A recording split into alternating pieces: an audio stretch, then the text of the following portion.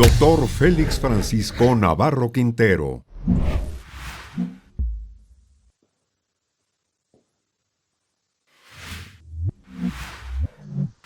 Estos incidentes pareciera que son, como comentaba, un juicio dentro de otro juicio. Esto para efectos de que nos quede más clara la finalidad que puede llegar a tener un incidente. Se pueden promover en relación a cuestiones de temas de mismo procedimiento, como por ejemplo un incidente de objeción, un incidente de falsedad, un incidente criminal, un incidente de liquidación de costas, es decir, todos estos nombres que al momento parecieran muy ajenos a nosotros son de los cuales pudiera tratarse un incidente. Me explico. Estos incidentes no necesariamente tienen relación, por ejemplo, con la litis, con lo que se está peleando, sino que más bien están relacionados íntimamente con alguna parte de ese procedimiento donde en términos formales se deberá de tramitar por una cuerda separada. Entonces, vamos observando que los incidentes de entrada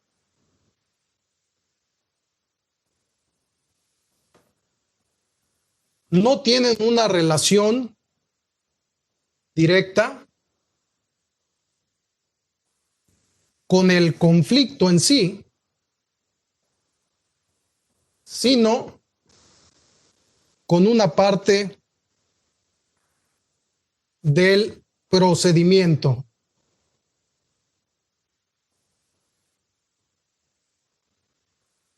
¿Qué tipos de incidente mencionamos que pudieran existir?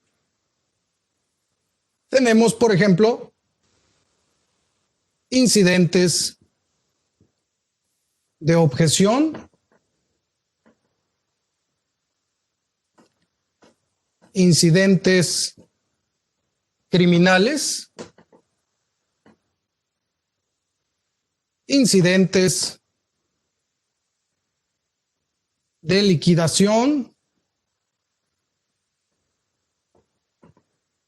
entre otros que, si ustedes lo notan, no tendría relación, si retomamos los ejemplos anteriores, con que se esté demandando el pago de la renta de un inquilino que dejó de hacerlo con base en un contrato de arrendamiento, o que se esté este trabajador demandando a un patrón en relación a, por ejemplo, una renuncia que no fue voluntaria, que no fue cierta, entre otras cuestiones que habíamos nosotros observado, sino que como tal se están planteando en relación a una etapa.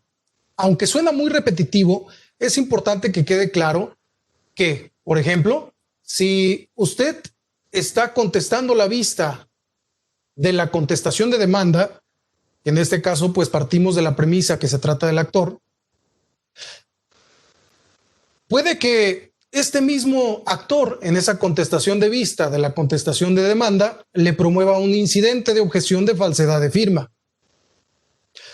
Si este actor se enteró que, por ejemplo, usted se encontraba en Estados Unidos en ese momento y era físicamente imposible que pudiera haber firmado esa contestación de demanda, se tiene esta presunción de que posiblemente esa firma sea falsa y por tanto se debe de abrir un incidente. Este incidente deberá resolverse previo a la continuación de lo que se está peleando en el juicio principal. Los incidentes, por lo regular, en estricto formalismo, se tramitan por cuerdas separadas. Esto quiere decir, sobre todo en los tribunales colegiados de circuito, en unos tribunales que tienen una situación muy particular que veremos en las siguientes sesiones, una especial división entre lo que es su incidente y lo que pudiera ser su juicio principal. Y a los incidentes se les pone también un número. Este incidente puede ser, por ejemplo, el 14 del 2020. que va a ser diferente de el juicio principal, pudiendo el juicio principal ser el número 1 del 2020, por ejemplo. Esto quiere decir que entonces podemos encontrar incidentes con diferente número de el juicio principal y que aún así pues tienen relación íntima y estrecha entre ambos.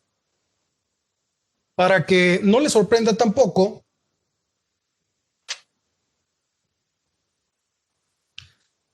podemos llegar a tener las siguientes partes procesales en un incidente.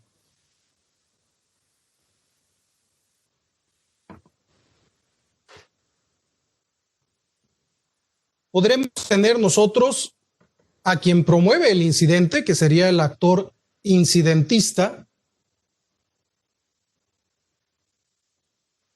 o pudiéramos tener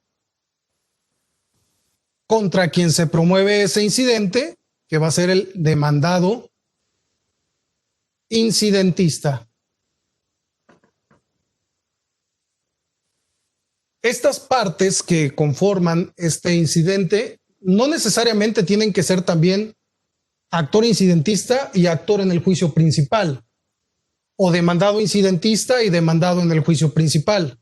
Ciertamente pudieran coincidir, pero pudiera ser al revés. Es decir, en el ejemplo que nosotros estamos proponiendo está la contestación de vista de la contestación de demanda a través del actor promoviendo un incidente de objeción de falsedad de firmas. En este caso, el actor principal también coincide con el actor incidentista, pero pudiera ser al revés, que el actor incidentista, en todo caso, fuera el demandado en el principal.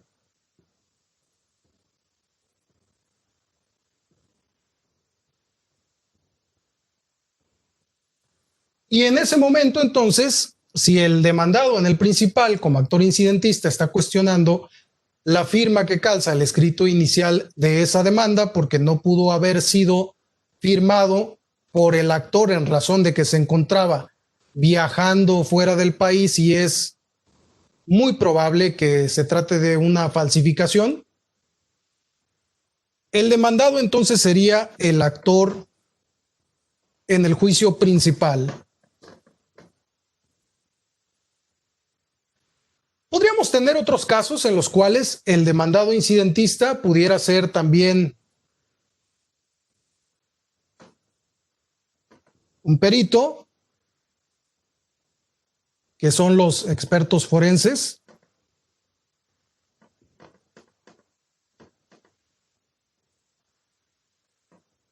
o incluso hasta testigos.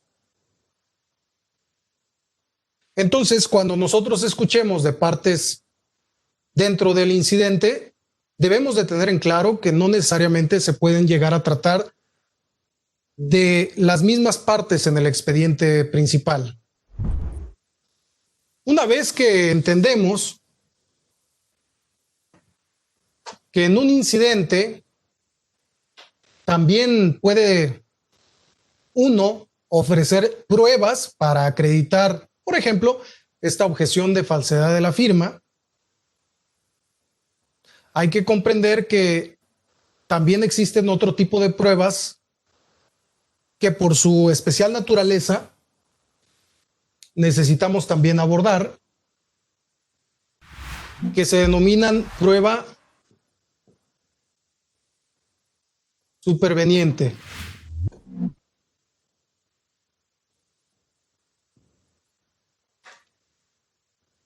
Este tipo de pruebas sí van a tener relación con lo que se está peleando, es decir, con el juicio en lo principal, pero tienen una característica muy particular. A diferencia de los incidentes, que se trata de una cuestión procesal en donde se va a dictar una sentencia relacionada con ese incidente, a la que le vamos a llamar sentencia interlocutoria y que debe de resolverse primero para continuar con la secuela del procedimiento principal.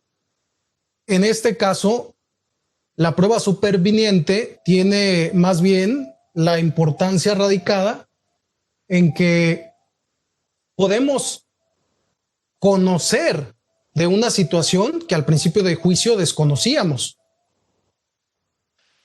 Y en ese caso, en cuanto nos llega una nueva información que se desconocía desde el principio, se puede invocar este aspecto superveniente. No les extrañe entonces que si se trata de cuestiones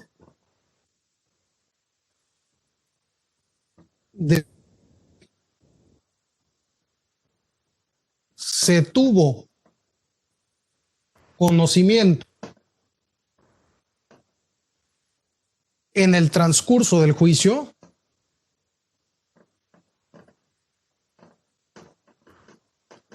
relacionadas con el juicio principal, podrá ofrecer excepcionalmente una prueba para poder acreditar que esa circunstancia de la que tienen conocimiento en ese momento no es real, no es verdad. Y ese es un mecanismo que también contempla la ley. Este tipo de prueba, en todo caso, se tendrá que abordar dentro del juicio y se resolverá con la sentencia del juicio, no en una sentencia interlocutoria como pasa con los incidentes. Ahora vamos a hablar de la prueba pericial.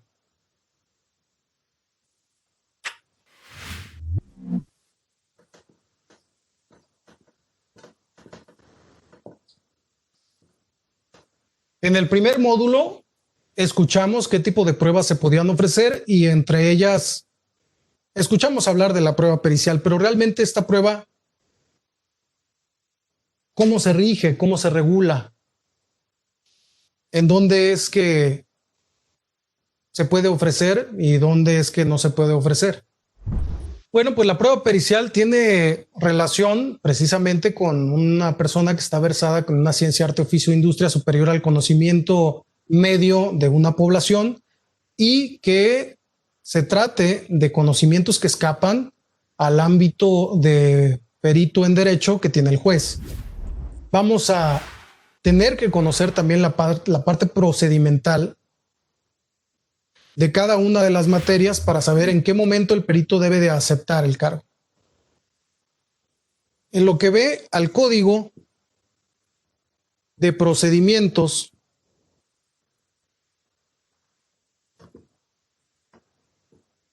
Civiles del Estado de Jalisco, es importante que ustedes observen los artículos del 353 al 359 del mismo código, en donde podrán observar cuál es la forma del desahogo y de aceptación del perito en el caso de una prueba pericial.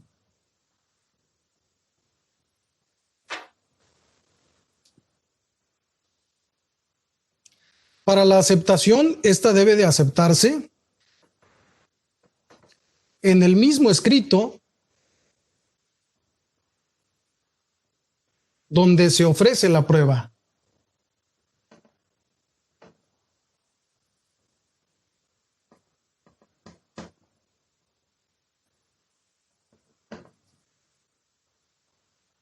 Esto quiere decir que ya sea en el escrito inicial de demanda o en el escrito de contestación de demanda o en el escrito en donde ustedes promueven un incidente como actor incidentistas o en el escrito donde ofrecen pruebas dentro de un incidente como demandados incidentistas, se deberá de ofrecer la prueba pericial y el experto que ustedes estén proponiendo y designando deberá de firmar al calce de ese escrito aceptando el cargo y protestando su fiel y legal desempeño.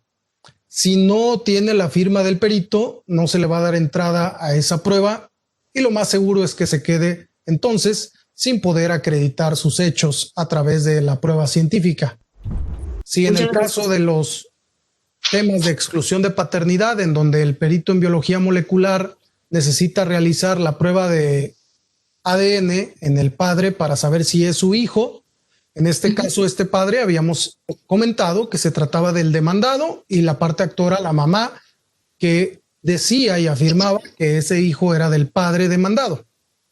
En este caso, si la madre, al momento de que el padre está negando que se trate de su hijo, ofrece una prueba pericial en biología molecular para acreditar a través de exclusión de paternidad que sí se trata del padre de ese niño, y el perito no firma el escrito aceptando el cargo, pues esto implicará que esa prueba no se admita, lo cual desde luego va a redundar en las consecuencias que tendrá el que usted no pudo acreditar que ese hijo realmente sea padre, el demandado, y no otro papá. Dentro del Código de Comercio es importante que nosotros observemos los artículos del 1252 al 1259 del Código de Comercio, que son aquellos que van a regular la prueba pericial en materia ordinaria, en la vía ordinaria o ejecutiva de esta materia. Dentro de ellos se prevé que la aceptación sea por escrito. Luego de ser admitida la prueba.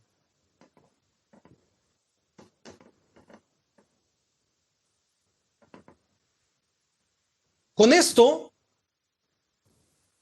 se quiere decir que primero usted, en materia del Código de Comercio, por ejemplo, pretende cobrar un seguro de vida en razón de que una persona, usted como actor, se suicidó.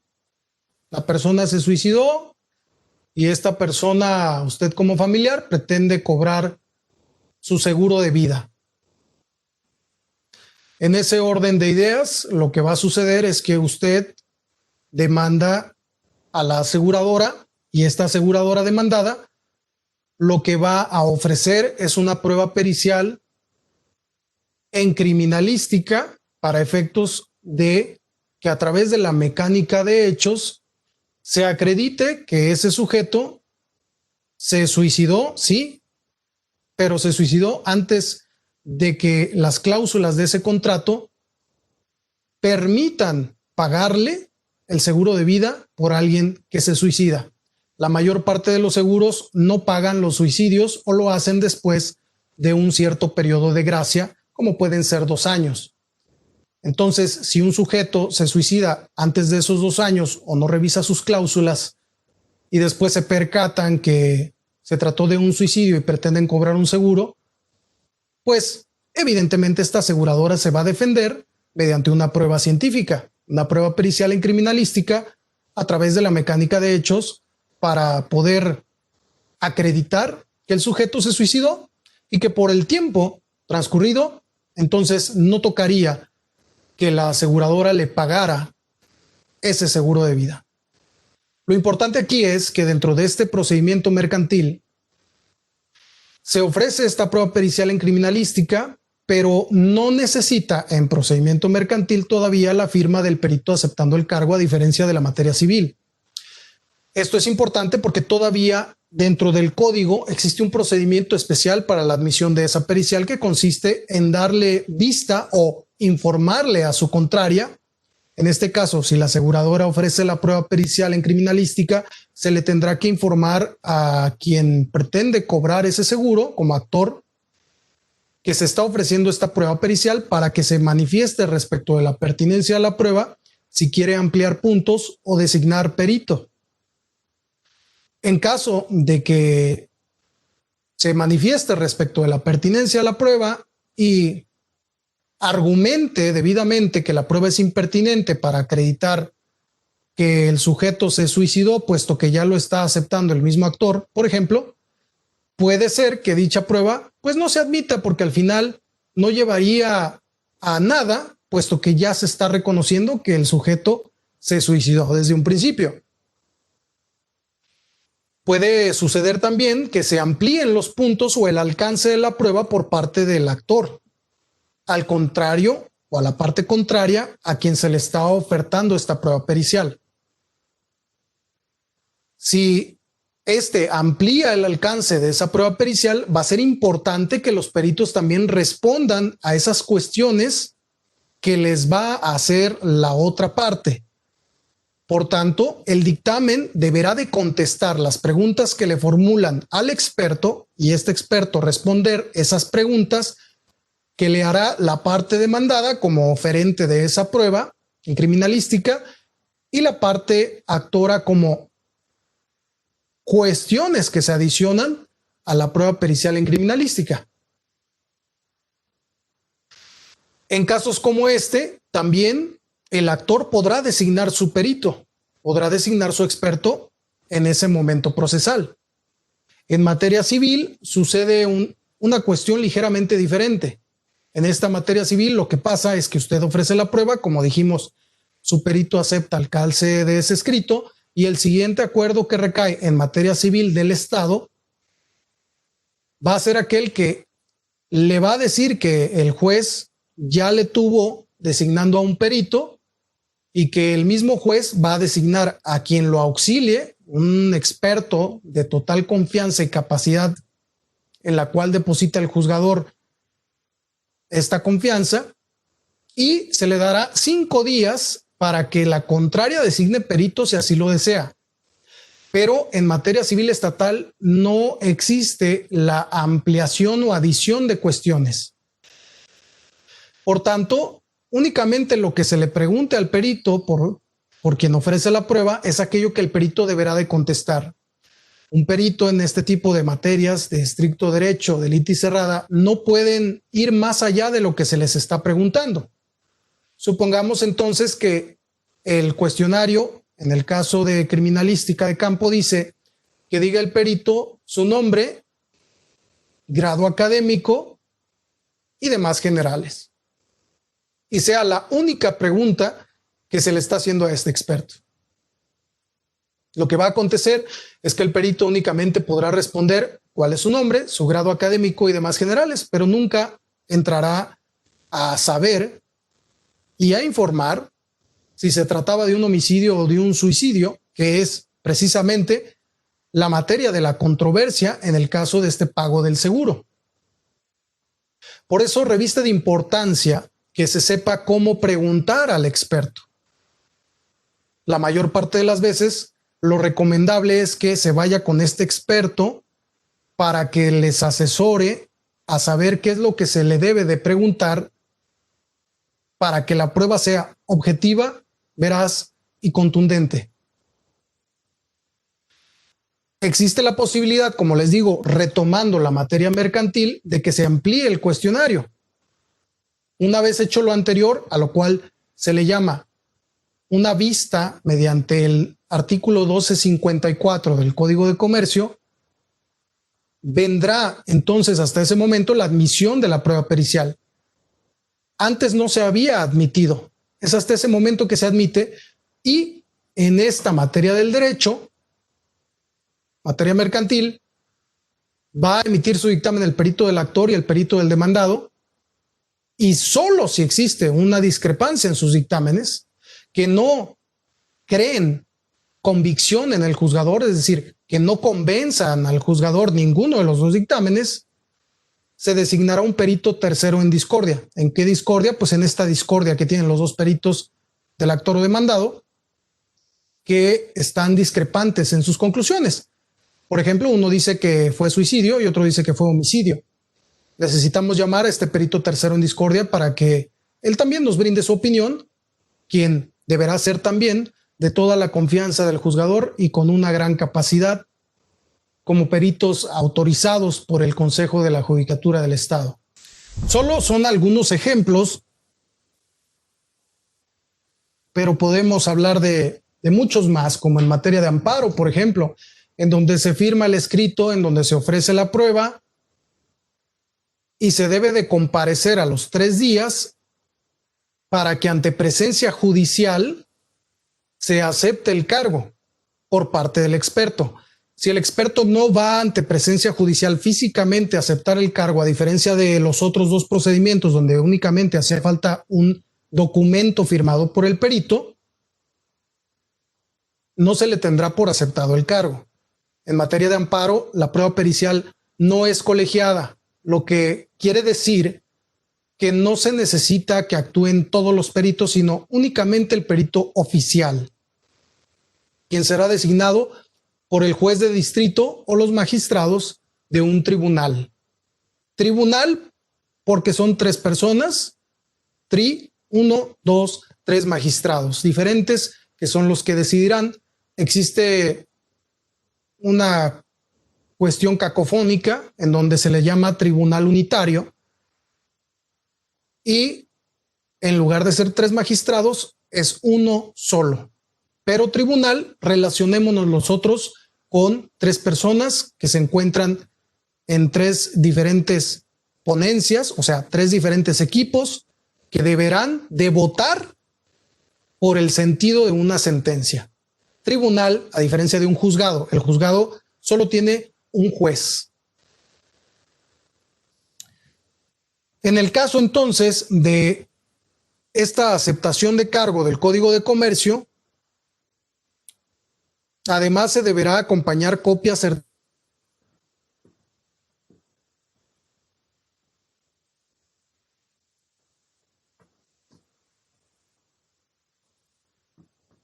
de las acreditaciones del experto que ustedes están ofreciendo. Si no acompañan copia certificada, por ejemplo, de su cédula profesional o cédulas profesionales, de sus documentos de diplomado, por ejemplo, de cursos, seminarios, congresos, que lo faculten a él como experto, pues faltará un requisito fundamental que está contenido en el Código de Comercio. Esto a razón y retomando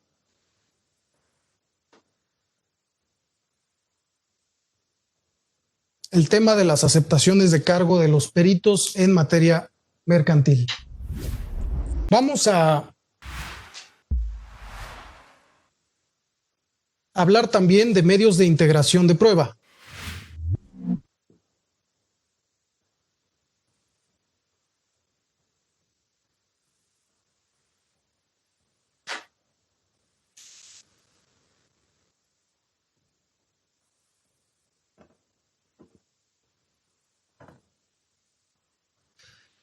En este caso, en lo que ve a los medios de integración de prueba, se trata de aquellos actos tendientes al buen desahogo de esa prueba pericial. Me explico. En el caso, por ejemplo, de el pequeño a quien se dice que es padre el demandado, la mamá está ofreciendo la prueba pericial de exclusión de paternidad a través de un experto forense, un biólogo, el cual necesita tomar una muestra. Entonces, en estos medios de integración se traducen a qué falta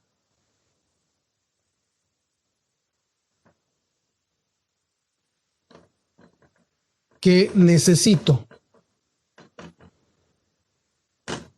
¿Para qué? Para la emisión de mi dictamen. En ese caso yo necesito y a mí me falta, como experto, que la persona vaya a otorgarme una muestra de su cabello, de un frotis, de sangre, para poder hacer esa comparativa.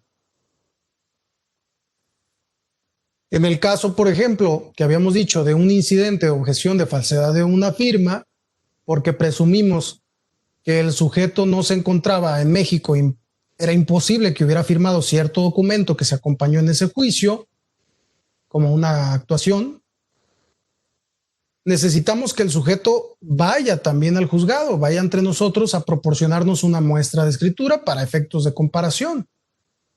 Si yo en el caso de la compraventa que hablábamos en el módulo anterior, se cuestiona la suplantación de identidad de la firma, de la huella y de la identidad facial, necesito que la persona real a quien se suplantó vaya al juzgado también a darme muestra de sus huellas y a darme una muestra de su rostro.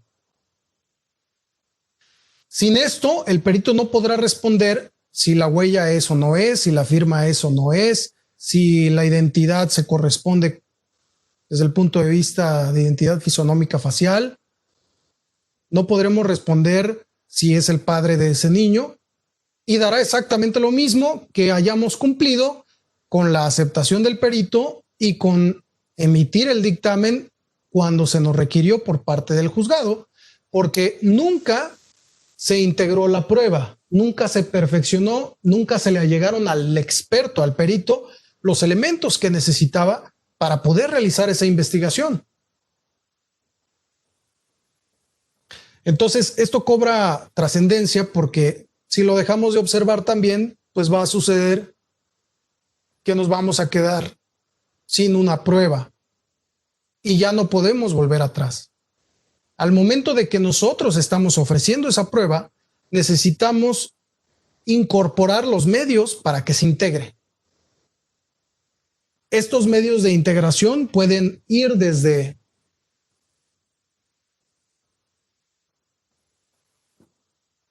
girar oficios,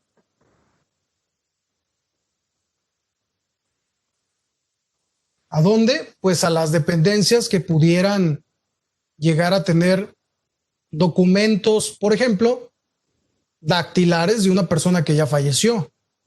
Si un sujeto falleció, tanto sus huellas como sus firmas, pues no lo podremos hacer que venga con nosotros a estamparlas y a plasmarlas.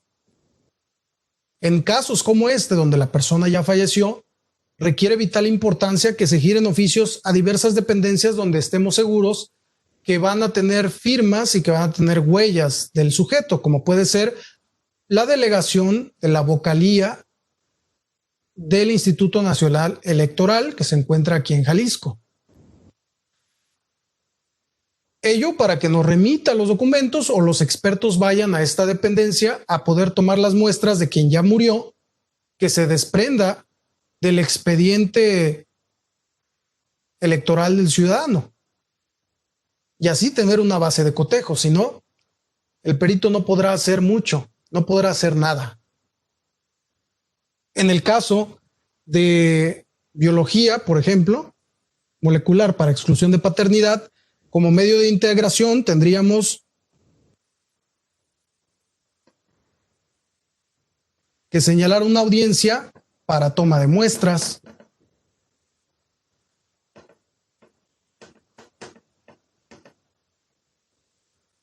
Entonces, esto hace que tengamos que tener especial cuidado en qué es lo que se pide al ofrecer una prueba pericial. Con todo esto podemos resumir que en este momento ya de la explicación, ustedes tendrían la capacidad de poder checar el expediente, ver el acuerdo en donde los están designando como peritos, por ejemplo, como expertos, o donde está designando su abogado a su experto que los va a representar en el juicio. Y en ese mismo acuerdo que realiza el juez, observar qué es lo que está admitiendo en relación a qué prueba, qué parte está ofreciéndola y cuáles son los puntos a dilucidar. Me explico. Dentro de un acuerdo en materia civil puede decir, se le tiene a la parte actora ofreciendo la prueba pericial de exclusión de paternidad vía ADN y nombrando como su perito a fulanito de tal, a quien en este momento se le discierne el cargo para todos los efectos legales. Asimismo, este juzgado designa como perito a sutanito de tal para efectos de que sea quien dé su opinión en relación a lo que ve al experto designado por el juzgado. Se califican de legal todas las cuestiones ofrecidas por la parte actora. Eso implicaría, hasta ahí, hago un paréntesis, que debemos de ir primero al escrito de la parte actora donde está ofreciendo esa pericial, que vamos a encontrar en el capítulo de pruebas, y ahí mismo en ese capítulo de pruebas vamos a encontrar el número donde está ofreciendo esa prueba pericial y las cuestiones que se tienen que dilucidar de la prueba, las cuales deberá de contestar el perito todas y cada una de ellas, porque todas fueron calificadas de legal por el juez. Puede acontecer en este caso que no todas las cuestiones sean calificadas de legal. Puede haber unas que se tachen porque no tienen relación con la litis planteada, porque son hipotéticas, argumentativas, tienen dos cuestiones en una sola, insidiosas, y tachadas las mismas cuestiones, el perito no debe de contestarlas. Si el experto, a pesar de esta situación, contesta esas preguntas que no fueron calificadas de legal, por ir más allá en su dictamen, también puede desmerecer su valor probatorio y puede no tomarse en consideración para emitir la sentencia, con lo cual repercute en que usted tampoco habrá probado lo que pretendía si es que tuviera la razón. En un párrafo posterior regreso al acuerdo que estamos nosotros revisando en ese juicio, de materia civil, por cierto, estamos hablando de materia familiar, la cual se rige también por el Código de Procedimientos Civiles del Estado de Jalisco. Va a venir este siguiente párrafo en donde se le va a dar a la parte contraria 5 días para que designe al perito de su intención, el cual deberá de firmar al calce del escrito del ofrecimiento de este experto, de la designación del experto, aceptando el cargo que se le confiere por la contraparte. Entonces ya sabemos hasta ahorita identificar dónde se ofreció la prueba, quién ofreció la prueba, qué perito es aquel que ofreció esta parte que se está diciendo ahí en ese acuerdo, y cuánto tiempo yo voy a tener para, en el caso de la contraria, designar también perito. La ampliación al cuestionario puede ser valedera, por ejemplo, en materias como civil federal,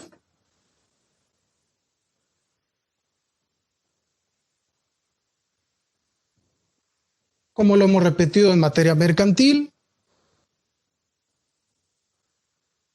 en materia de amparo,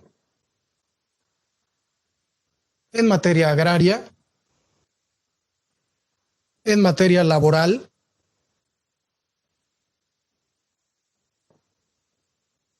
en materia fiscal, por poner algunos ejemplos. Al momento entonces ya nuestro perito aceptó el cargo. El perito ya fue y tomó las muestras. Y el perito está emitiendo su dictamen. Se puede recibir o desahogar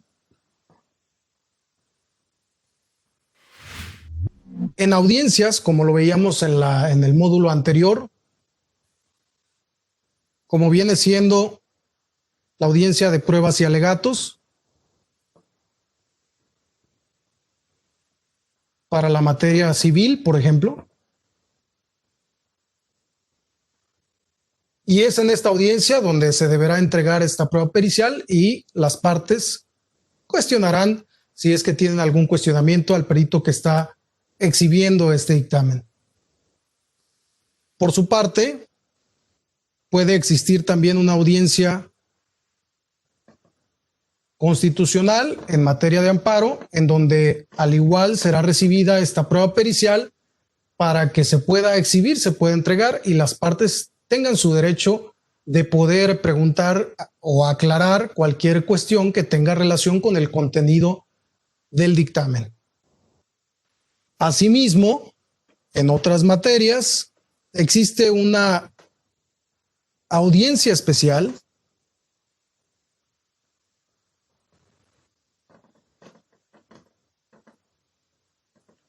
en donde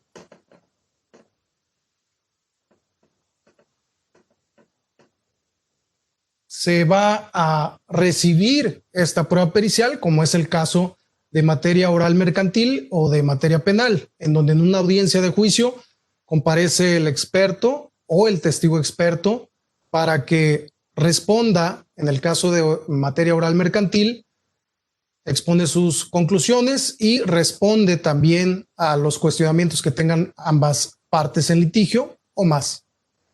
En el caso de materia penal, el perito comparecerá a esta audiencia de juicio en donde las partes interrogarán, contrainterrogarán y recontrainterrogarán al experto de ser necesario para que en ese momento pues, se pueda crear una prueba de su dictamen.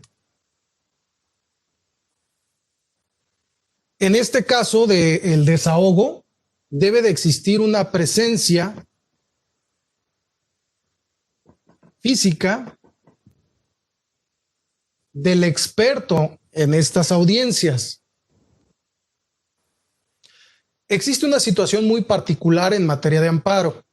No obstante, que no es aplicación supletoria, es decir, que no se debe de aplicar el Código de Procedimientos Civiles federal a la ley de amparo en relación a la prueba pericial. Lo cierto es que de cualquier forma los mismos jueces lo hacen para brindar al perito 10 días para la emisión de su dictamen. Esto quiere decir que reciben el dictamen antes de manera, pues hasta se puede decir ilegal, en lugar de que se reciba hasta el día de la audiencia constitucional y las partes puedan repreguntar. Por eso que no les sorprenda que en ese caso en particular se tenga que exhibir el dictamen al juzgado. Y ese es otro tema que debemos de tratar, que no nada más se tratan las periciales de desahogar en una audiencia con presencia física del perito, sino que también existe algo que se le llama términos. En este otro caso en particular, no se necesita la presencia física del experto, pero sí se necesita que se exhiba su dictamen. Entonces, estamos conscientes de que como no va a haber una fecha que señale el juez para desahogar esa pericial, para recibirla, el perito, por el contrario, va a tener un cierto número de días para emitir su dictamen. Estos días pueden ser de 3, 5, 10 o incluso hasta 15 días, dependiendo de cada ley adjetiva o ley procesal. Habíamos hablado que las reglas del procedimiento van a estar contenidas en estas legislaciones. En estas ramas del derecho que ahorita voy a comentar, no está previsto que el perito se presente a desahogar la prueba, que tenga necesidad de estar físicamente presente en el juzgado, sino que únicamente bastará con que entregue su dictamen en el juzgado, pero no de que se presente en el juzgado. 3 días puede ser aplicable para el perito, por ejemplo, tercero en discordia. Esto es, cuando existe un perito designado por el actor, otro perito designado por el demandado, y ambos peritos tienen opiniones diferentes. En este caso, el juez designará a un perito tercero, que es el perito del juez.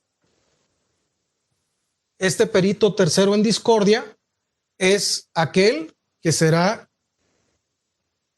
a quien generalmente se le brindan 3 días para la emisión de su dictamen, en razón de que se dice que el Código de Comercio para los asuntos que son ejecutivos u ordinarios no contemplan un término para la emisión del dictamen perito tercero en discordia. Ahora, ¿qué sucede en el caso de los 5 días? Para los 5 días nosotros estamos aplicando, en este caso en particular, la legislación del Código de Comercio,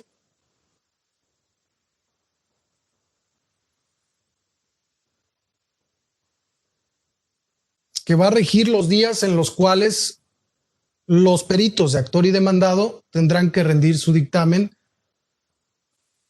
para un juicio de corte ejecutivo. En el caso de los 10 días, también aplica el Código de Comercio para los términos de corte ordinario. El que un juicio sea ejecutivo u ordinario lo va a definir el tipo de documento basal o documento fundatorio de la acción que se pretende. Para simplificar, se tratará de un juicio mercantil ejecutivo cuando estemos frente a una cobranza de un pagaré, por ejemplo.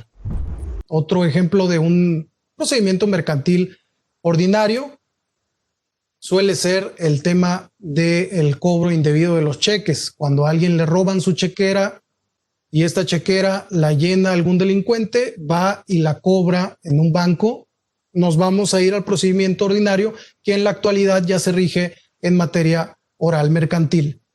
Estos procedimientos ejecutivo y ordinario comienzan entonces a transportarse a lo que sería la materia oral mercantil.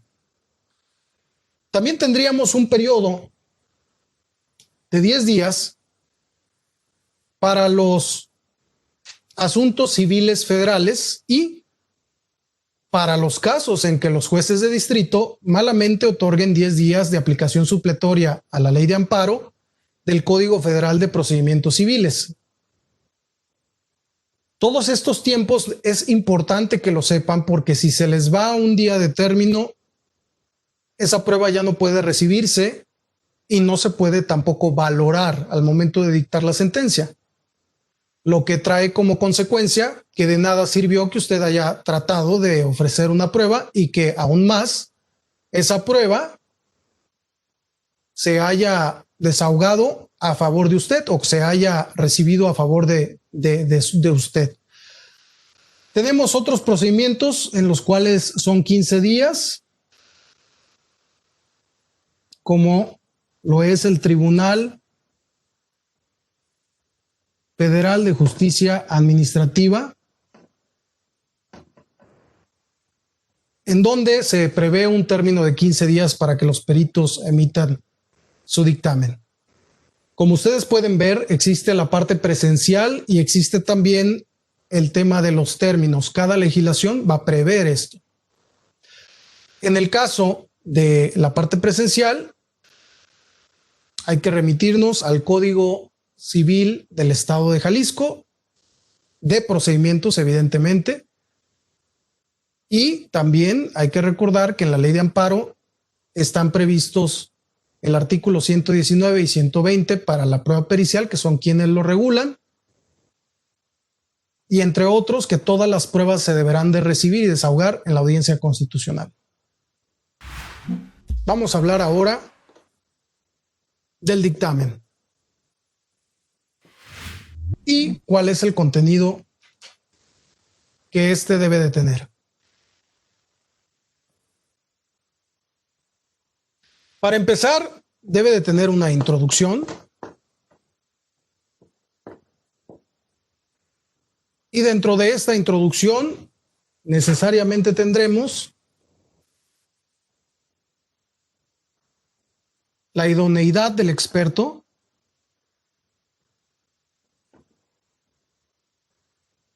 es un apartado en donde tenemos que encontrar por qué este perito se dice experto en la materia, qué estudios tiene, cuál es su experiencia, cuántos años relacionados con el ámbito pericial ha tenido, cuántos dictámenes ha emitido, etcétera.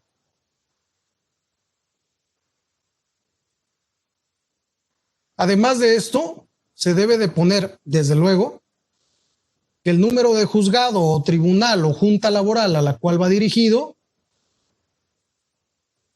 y el número de expediente. Esto en la parte superior del dictamen, al inicio del mismo.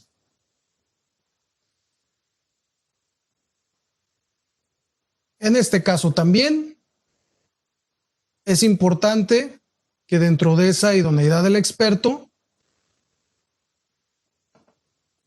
corroboremos las cédulas profesionales. Existen páginas como las de profesiones a nivel federal, en donde ustedes pueden corroborar que tenga una cédula profesional que lo faculte para ejercer la profesión en Ciudad de México. Hay que recordar que la mal llamada cédula federal realmente es una cédula que se expide para una cierta entidad federativa. En este caso, para Ciudad de México, antes Distrito Federal.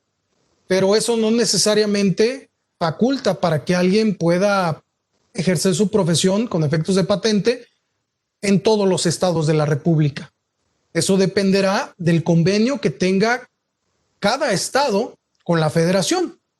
Cada estado decidirá si su cédula profesional, en este caso de la federación, es reconocida, como en Jalisco, que la cédula profesional de Ciudad de México, la cédula profesional federal, no la reconoce la ley del ejercicio de las profesiones del estado de Jalisco, lo que implica que ustedes deben de tener una cédula profesional estatal con efectos de patente para ejercer cierto tipo de profesiones en el estado. De otra manera, pueden llegar a incurrir en algún tipo de sanción administrativa u otras. Esta cédula del estado de Jalisco también se puede observar si la tiene a quien ustedes estén estudiando, investigando, en la página de profesiones del estado de Jalisco.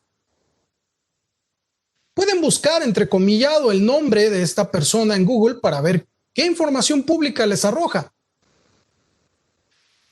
Algunos de los replicadores de información de boletín judicial o de lista de acuerdos malamente republican lo que estas páginas gubernamentales están haciendo público, y en los buscadores pueden llegar a encontrar los nombres, sobre todo si es alguien relacionado con aspectos de derecho o es alguna persona que haya sido actor o demandado en algún juicio, quejoso o tercero interesado en algún juicio de amparo,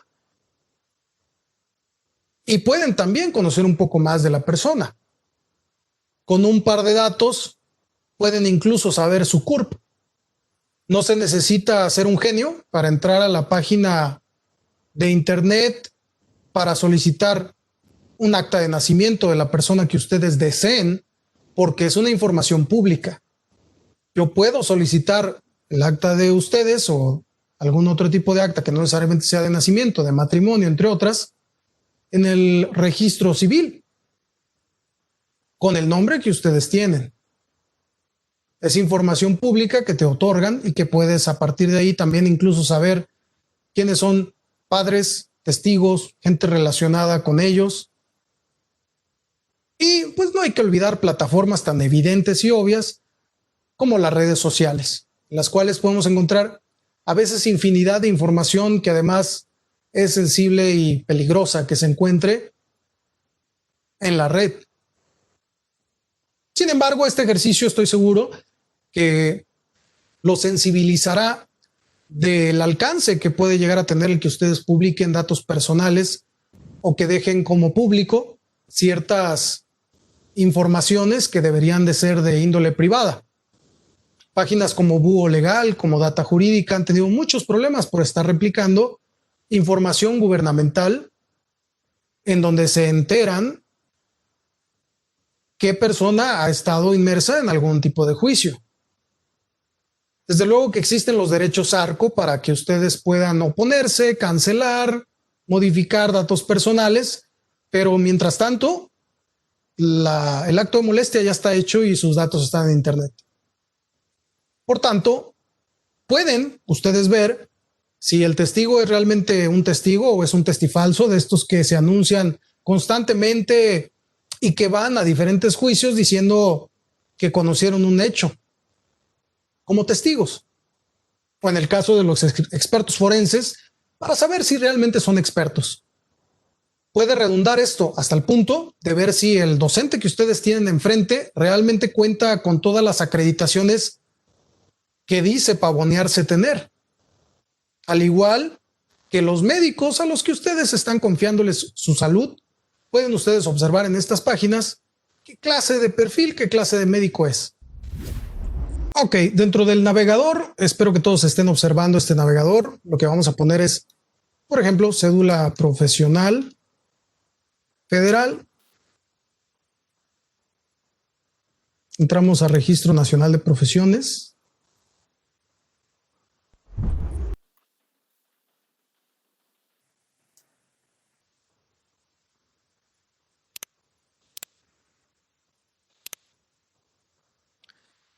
En este caso, por ejemplo, nos vamos a consulta de profesionistas registrados. Y en el nombre podemos poner, si se fijan, es por apellido paterno, materno y nombres.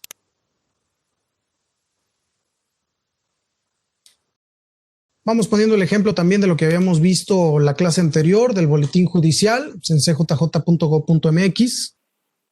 Aquí entramos y damos clic en boletín judicial, lo que habíamos hablado de que aquí podríamos nosotros consultar el estado de nuestros juicios, en donde está el juzgado, pues por poner algún ejemplo, juzgado tercero de lo civil.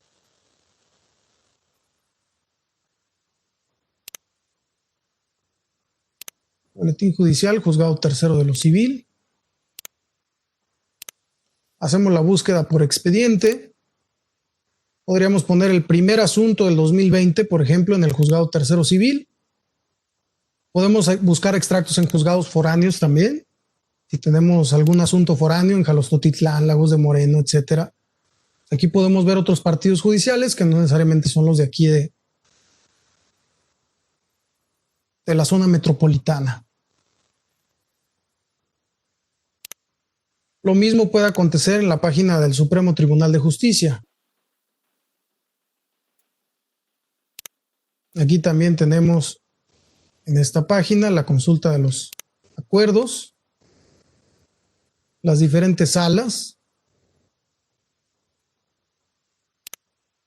Por toca, allá al expediente le llaman toca de apelación y dependiendo de la materia puede ser toca de apelación civil, toca de apelación penal. Por ejemplo, el toca de apelación 1 del 2020. Buscar.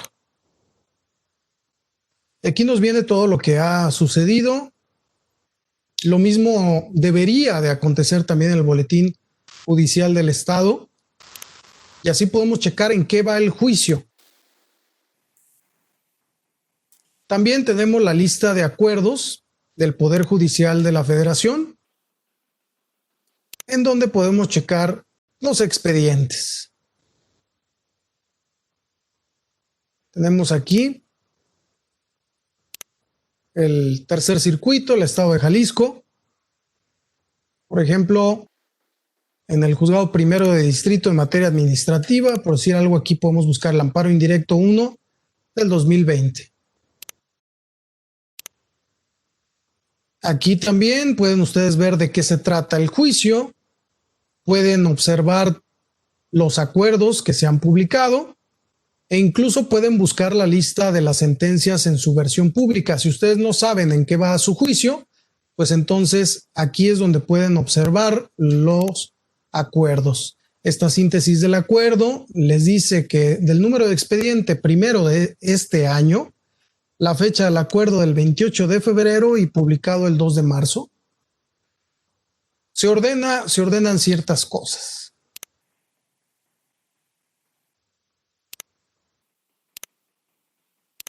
Otra de las cosas que podemos hacer es ver las sentencias versión pública. Si ustedes tienen algún tema en particular, por ejemplo, no saben si pueden utilizar la red de Facebook para que sea un medio de prueba, pues podemos buscar por el tema de Facebook y vemos que existen varias sentencias que han abordado temas como el bloqueo de Facebook y Twitter, en donde amparan por alguna razón, porque es funcionario público. Hay muchas de las cosas que tienen relación con Facebook. Por ejemplo, se concedió el amparo para que se requiera la demandada para que acredite haber eliminado las publicaciones realizadas en Facebook relativas a la videograbación de materia del juicio de amparo, con base en el artículo del derecho de niñas, niños y adolescentes, se requiere a Facebook para que elimine o inhabilite de forma permanente el acceso a la publicación de dicha videograbación.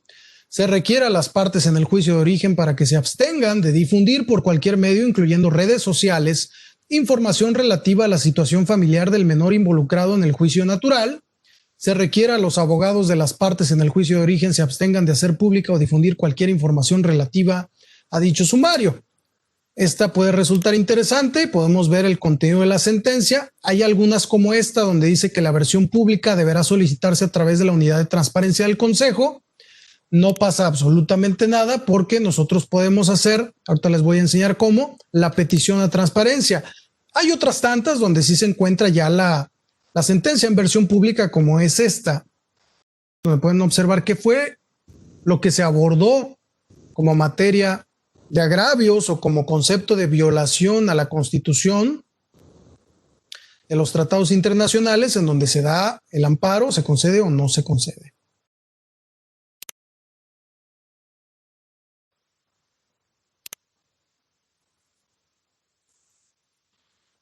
Tenemos el Instituto Nacional de Transparencia y Acceso a la Información Pública. Aquí en este caso podemos solicitar una protección de datos personales, por ejemplo, acceso a la información, etcétera. En la plataforma de transparencia podemos hacer estas solicitudes de la información pública, por ejemplo, de esa sentencia que dice que se debe de solicitar a través de transparencia. Las tendríamos que solicitar a la Federación, puesto que son juzgados de distrito, por tratarse de materia de amparo. Y aquí, con un par de minutitos que ustedes le dediquen, pues van a poder hacerlo de una manera muy, muy sencilla, la solicitud de transparencia de esa u otras sentencias. También existe algo que es servicios en línea del Poder Judicial de la Federación, en donde se llevan a cabo los juicios en línea. Entonces aquí ustedes pueden registrar un usuario. Es muy sencillo, nombre, apellido, correo electrónico, CURP, contraseña, etcétera. Y una vez hecho lo anterior, pueden ingresar para que observen cómo van sus juicios. Desde una vista por órgano jurisdiccional, estos son algunos de los juzgados donde tengo unos juicios en curso. Por ejemplo, vamos a ver uno de estos. Aquí está Félix Francisco Navarro Quintero. Vamos a observar en qué va. Vemos aquí que lo último fue el 17 de octubre. Se dictó el acuerdo el 18 de octubre, es decir, el juez dicta el acuerdo a su secretario el 18 de octubre y lo publican el 21 de octubre. Aquí pueden descargar los acuerdos y ustedes pueden ver qué es lo que está diciendo esto. Por ejemplo, en este caso, Félix Francisco Navarro Quintero denuncia la contradicción de tesis a la Suprema Corte de Justicia de la Nación. Y entonces el asunto se envía a la Suprema Corte de Justicia de la Nación. A veces puede que tengan este oficio adjunto. Señor ministro Arturo Saldívar Lelo de la Rea, presidente de la Suprema Corte de Justicia de la Nación, con sede en Ciudad de México, le remito esta denuncia de contradicción de tesis presentada por el perito auxiliar Félix Francisco Navarro Quintero. Y aquí entonces pues es muy sencillo poder ustedes seguir sus juicios en línea. No se necesita necesariamente tener una firma electrónica para seguir su juicio en línea. Lo cierto es que es deseable porque de esa manera ustedes pueden presentar en línea los escritos. Pueden ver una vista general de lo que van de los expedientes. Tengo quejas, amparos en revisión, amparos indirectos, muchas quejas.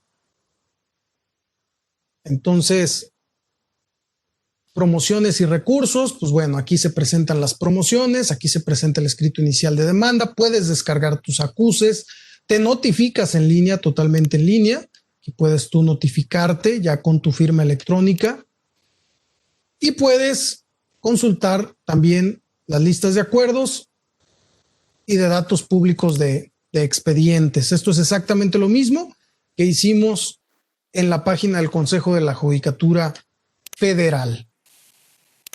Es algo de lo que hablamos también en el primer módulo, en la clase anterior. Y como observan, esta página muchas de las ocasiones es difícil que nos permita poder hacer la búsqueda. Pero sí se puede, ocasionalmente funciona después de varios intentos. ¿Qué es lo que vamos a abordar la clase que sigue? Vamos a continuar también con las otras partes que debe de contener un dictamen. Entre estas partes, pues tenemos los antecedentes,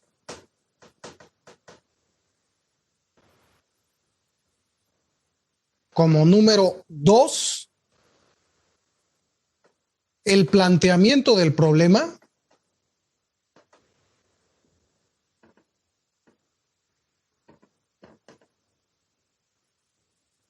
Como número 3,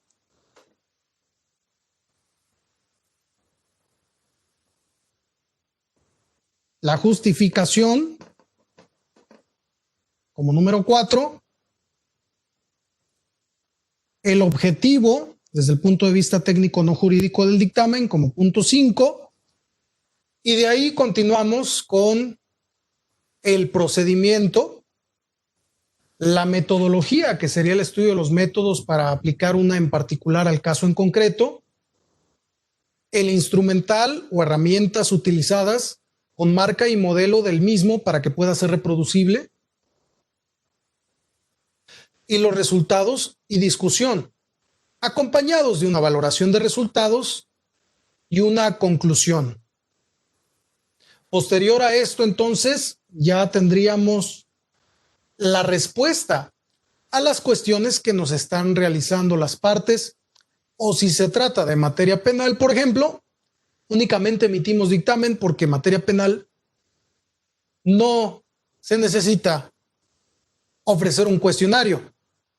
En materia penal existen varias etapas: la etapa de investigación, intermedia, la etapa del juicio oral, y cada etapa tiene alguna cuestión en particular. Antes del juicio oral se allega el dictamen como si fuera un dato de prueba. Se plantea un problema y el perito concluye en relación a ese planteamiento del problema. Con todo bajo su alcance, no tiene limitaciones para conocer la verdad. Concluye y entonces hasta ahí se queda. Los cuestionamientos se los harán las partes, sea el Ministerio Público, la víctima, el asesor jurídico, la defensa, el procesado, a ese perito. Interrogatorio, contrainterrogatorio y recontrainterrogatorio. La clase que entra entonces, terminaremos de abordar esta estructura que debe de tener un dictamen, lo cual será fundamental para que ustedes sepan en una audiencia de juicio, sobre todo en materia penal, que necesitan interrogar. Navarro Periciales.